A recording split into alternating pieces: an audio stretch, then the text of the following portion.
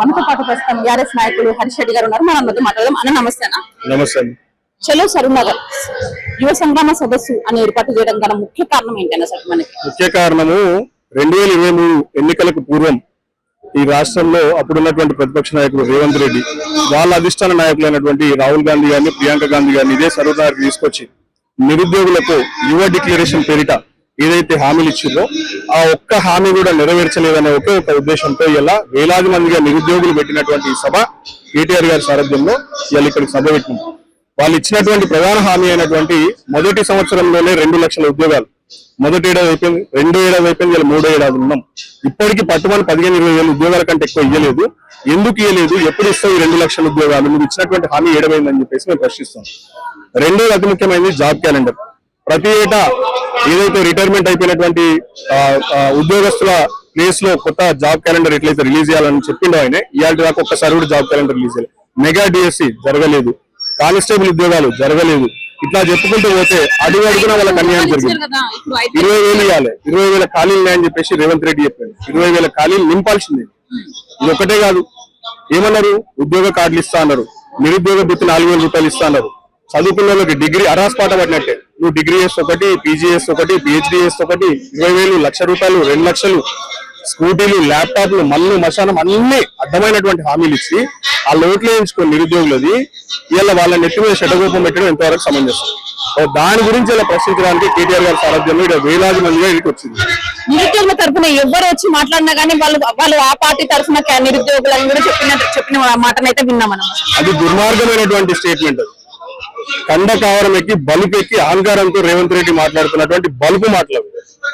ఎందుకంటే ఇదే నిరుద్యోగస్తుల ఓట్లతోనే ఇలా ఈ రాష్ట్రంలో అధికారంలోకి వచ్చినటువంటి రేవంత్ రెడ్డి ఇలా వాళ్ళనే మర్చిపోయి వాళ్ళని ఇష్టం వచ్చినట్టు తిట్టడము, వాళ్ళని ఎట్లా గుంజుకపోతుంది విషయాలు. ఆర్టీసీ క్రాస్ రోడ్స్ లో కానివ్వండి, ధర్నా చౌక్ లో కానీ, ఇలా దిల్సుఖ్ నగర్ లో తీసుకపోయి వ్యాన్ చేస్తారు.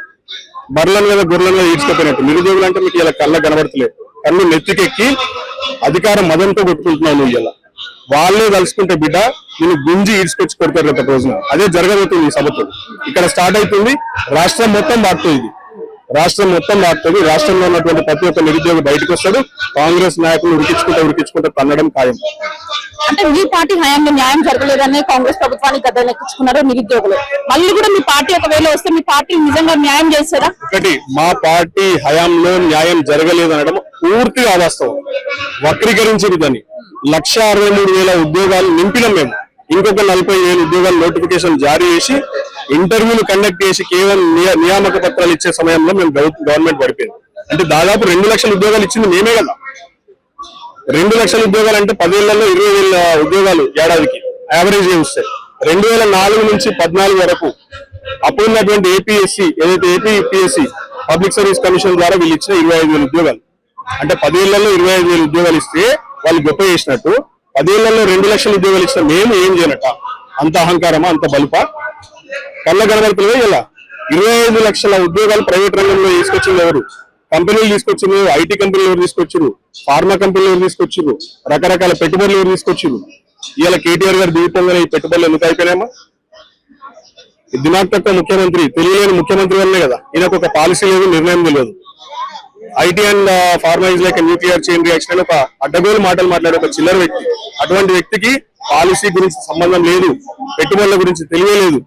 అందుకే ఇలా ప్రైవేట్ రంగం కూడా కుదేలైపోయింది, ప్రభుత్వ రంగం కుదేలైపోయింది. అందుకే ఇలా ఖచ్చితంగా గల్లా పెట్టుకుని ఈ ప్రభుత్వాన్ని ప్రశ్నించేందుకే ఈ వేలాది మంది సభ పెట్టింది. ఖచ్చితంగా వాళ్ళు దిగి రావాల్సిందే. అడ్డగోలు మాటలు మాట్లాడితే పబ్లిక్ ఊరుకునేటట్టు లేరు. గల్లాలు పెట్టుకొని కొడతారు రేపు రానున్న రోజుల్లో. కాంగ్రెస్ ప్రభుత్వానికి ఏం చెప్పబోతున్నారు? ఒకటే మాట, మీరు ఇస్తా అన్నటువంటి 2 లక్షల ఉద్యోగాలు బాజాప్తా రానున్న 3-4 నెలల్లో 6 నెలల్లో నింపుండ్రి. నింపకపోతే మీకు బయట పూజ ఉంటుంది రేపటి రోజున. ఇలా అంటడిగా మాటికి లాగుల్లో తొండలు జోరిస్తా, కోదండం ఎక్కిస్తా, ఒక గదే పని చేస్తారు నిరుద్యోగులు అందరూ కలిసి. రేపు జాబ్ క్యాలెండర్ పెట్టు. ఇప్పటికిప్పుడు బర్నింగ్ ఇష్యూ ఏంది? కానిస్టేబుల్ ఉద్యోగాలు 20,000 ఉద్యోగాలు నువ్వు భర్తీ. ఇటువంటి అన్ని చేయాలి. ఫస్ట్ చేసినాక ఏమైనా మాట్లాడాలి. నల్లమల పులి కాదు, నువ్వు పిల్లి. నీకు అంతకుముందు ఏది కూడా శాత కాదు. నీకు తిట్టుడు లాగులుతుందా? ఏం భాష అండి నాకు అర్థం లేదు. ముఖ్యమంత్రి అయినా మనం లేకపోతే ఏమంటారు రోడ్ల మీద రోజు చేయాడు.